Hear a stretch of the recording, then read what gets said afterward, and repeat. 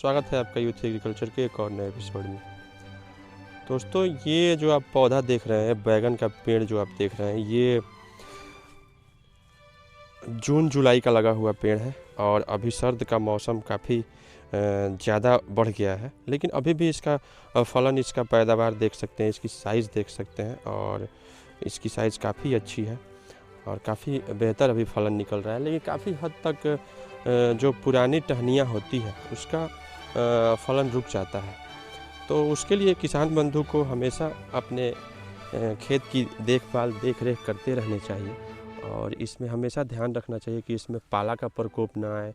और पाले के प्रकोप के साथ साथ इसकी जो पुरानी टहनियाँ हैं, जैसे ये हो गई, तो इसको अभी किसान बंधु कट करके निकाल दे रहे हैं। जो भी पुरानी टहनियाँ है उसको कट करके निकाल दिया जा रहा है और उसमें से जो नई टहनियाँ आती है उसका फलन काफ़ी अच्छा होता है। उसका जैसे कि आप ये इस बैगन को देखेंगे, इसकी जो लाइटिंग है या फिर इसका जो टाइटनेस है, वो ये काफ़ी सॉफ्ट बैगन है और इसकी लाइट भी काफ़ी अच्छी है। यहाँ पे हालांकि ये मिट्टी काफ़ी अच्छी है, दोमट भूमि है और इस मिट्टी पे बैगन, ऐसे मिट्टी पे बैगन की खेती काफ़ी सरल तरीके से की जा सकती है और उसका जो पैदावार होगा वो काफ़ी अच्छा होगा। अभी फूल फल कम नहीं हो और फलन वैसे ही बरकरार रहे, उसके लिए किसान बंधु को इस वक्त में एक सिंचाई ज़रूर कर देनी चाहिए।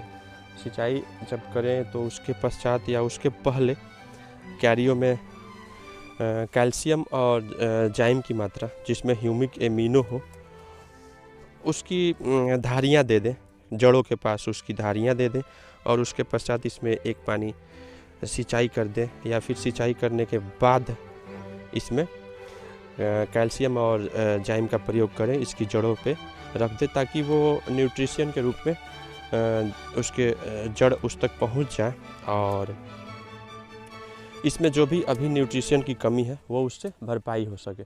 उसके अलावा स्प्रे में भी किसान बंधु को जो अगेती पाला होता है, जैसे कि अभी तो सर्द काफ़ी ज़्यादा बढ़ चुके हैं, अभी से किसान बंधु को M45 मैनकोजेब और कार्बेंडाजिब का स्प्रे शुरू कर देनी चाहिए।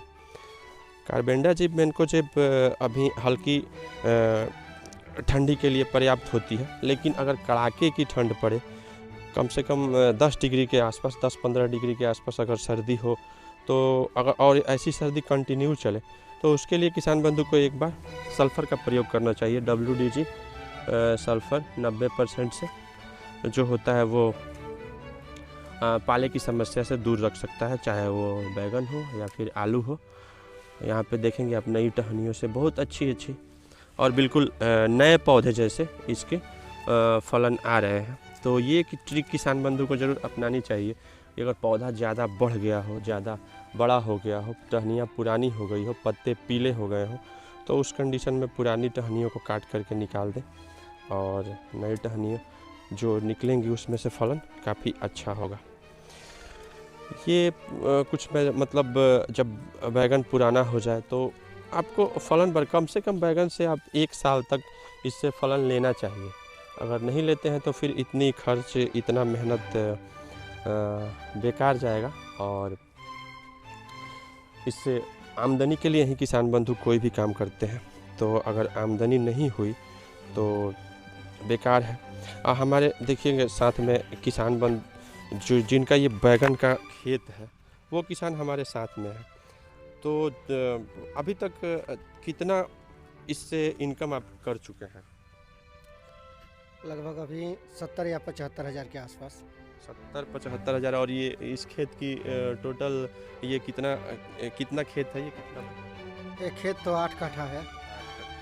8 कट्ठा मतलब कि आप समझ सकते हैं कि लगभग ½ एकड़ भी नहीं होगा, लेकिन उससे जून से अभी तक 75 हज़ार की रिकवरी ये कर चुके हैं। और अभी इसके लिए आप कौन सी व्यवस्थाएं कर रहे हैं? अभी तो इसको पहले इसको सोहनी कराएंगे, उसके बाद इसको हल्का झुराई किया जाएगा, सिंचाई करके फिर खाद डालेंगे और इसके बाद फिर फल निकालेंगे इसका। अभी कब तक इसका फल निकालने का, कब तक आपको मतलब आपका एम क्या है, इससे कब तक फलन लेना है? इसको हमारा तो एम है कि अभी अप्रैल तक इसका फल निकालेंगे। अप्रैल तक। तो अप्रैल तक निश्चित रूप से फल निकाल सकते हैं अगर इस हिसाब से ये चले। इसकी एक निराई गुड़ाई ज़रूरी है और निराई गुड़ाई के पश्चात इसमें पानी दिया जाए। पानी देने के पश्चात इसमें खाद के रूप में आप डीएपी का भी प्रयोग कर सकते हैं, लेकिन डीएपी की मात्रा भूमि में ऑलरेडी बहुत ज़्यादा है, तो आप डीएपी नहीं सिर्फ कैल्शियम और जाइम का प्रयोग करें। उसके पश्चात इसकी स्प्रे में भी काफ़ी ध्यान रखना ज़रूरी होता है। अभी के समय में पाला नहीं आए, अभी इसमें रेड माइट ज़्यादा लगती है तो उसका भी ध्यान आपको रखना होगा। वाइट फ्लाई ज़्यादा आते हैं तो वाइट फ्लाई के लिए आप एसिटामिप्रिड का प्रयोग कर सकते हैं। देखेंगे यहाँ पे पत्तों के पीछे वाइट फ्लाई। तो बैगन, चूँकि बैगन में ये कीट का ही खेती ही है, इसमें कीड़े बहुत ज़्यादा आते हैं तो आपको उस पर ध्यान रखना होता है, चाहे वो सकिंग पेस्ट के रूप में इसमें वाइट फ्लाई, रेड माइट या फिर आपको फ्रूट बोरर, फल छेदक कीट। हालांकि सर्दियों के मौसम में इसका प्रकोप कम हो जाता है, ठंडी में वो ना के बराबर रहते हैं, लेकिन फिर भी उसका ख्याल रखना चाहिए। अभी ज़्यादातर वाइट फ्लाई और सकिंग पेस्ट आपको रेड माइट आएंगे तो उसको आप ध्यान में रखें।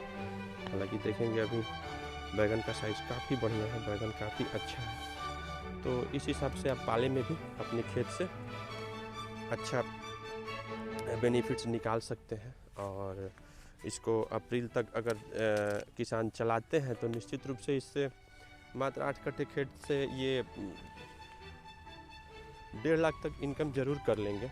तो ये काफ़ी अच्छा इनकम है, एक मात्र 8 कट्टे खेत में एक बैगन से आया हुआ ये इनकम काफ़ी बढ़िया है। तो चलिए मिलते हैं फिर अगले वीडियो में किसी अगली टॉपिक के साथ। तब तक के लिए नमस्कार, धन्यवाद।